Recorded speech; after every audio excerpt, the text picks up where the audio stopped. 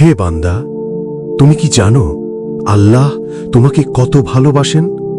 তুমি রাতের পর রাত, দিনের পর দিন গুনাহ করছ, তবুও তিনি তোমাকে ভুলে যাননি। তুমি কতবার অবদ্ধ হয়েছ, তবুও তিনি তোমার উপর আযাব নাজিল করেননি। তোমার রিজিক বন্ধ হয়নি, দেহের নিয়ামতগুলো কেড়ে নেওয়া হয়নি।